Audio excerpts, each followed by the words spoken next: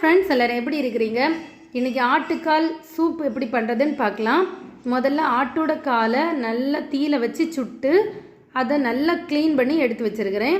இனி ஒரு கைப்பிடி அளவு மல்லி இலை, ஒரு தக்காளி அரைச்சி எடுத்து வச்சுருக்கிறேன், ஒரு 10 சின்ன வெங்காயத்தை சின்ன சின்னதாக கட் பண்ணி வச்சுருக்கிறேன், ஒரு 10 பூண்டு, 1 ஸ்பூன் நல்ல மிளகாய், 1/4 ஸ்பூன் மஞ்சள் பொடி, 1/4 ஸ்பூன் மிளகாய் பொடி, 1/4 ஸ்பூன் கொத்தமல்லி பொடி. இவ்வளோ தான் தேவையான பொருட்கள். இனி எப்படி பண்ணுறதுன்னு பார்க்கலாம்.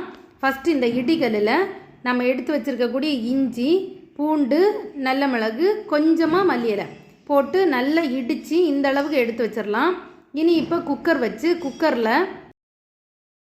நல்லெண்ணெய் சேர்த்துட்டு இந்த சோம்பு, பட்டை, லவங்கம் இதெல்லாம் போட்டு நல்லா வெடித்ததுமே நம்ம கட் பண்ணி வச்சுருக்கக்கூடிய சின்ன வெங்காயத்தை சேர்த்து நல்லா வதக்கிடலாம். இது சின்ன வெங்காயம் போட்டால் இந்த சூப்புக்கு ஒரு நல்ல மணம் கிடைக்கும், இன்னுமே நல்ல ருசியாக இருக்கும். அதனால சின்ன வெங்காயம் சேர்த்துருக்குறேன்.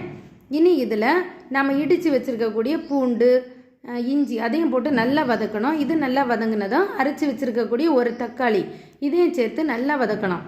இந்த தக்காளி சேர்க்கறதுனால சூப்பு கொஞ்சம் திக்காக இருக்கும். நம்ம கார்ன் மாவு எதுவும் சேர்க்காததுனால திக்காக இருக்கும், இன்னும் ருசியாக இருக்கும்.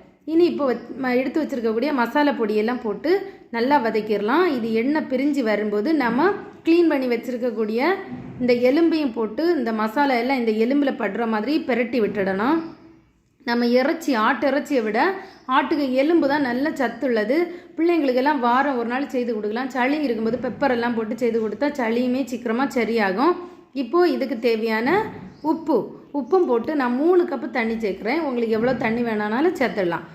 குக்கருக்கு மூடி போட்டு 4 விசில் போட்டிருக்கிறேன். 4 விசில் முடித்ததுமே பார்த்திங்கன்னா சூப்பு சூப்பராக ரெடி ஆகியாச்சு. இந்த இறைச்சியுமே நல்லா வெந்திருந்து நல்ல மணமாக நல்ல டேஸ்ட்டாக இருந்து நீங்களும் செய்து பாருங்கள். எப்படி வந்துன்னு எனக்கு கமெண்ட் பண்ணுங்கள். ரெசிபி பிடிச்சிருந்தேன்னா லைக் பண்ணுங்கள். என்னோடய சேனலை சப்ஸ்கிரைப் பண்ணுங்கள். பாய்.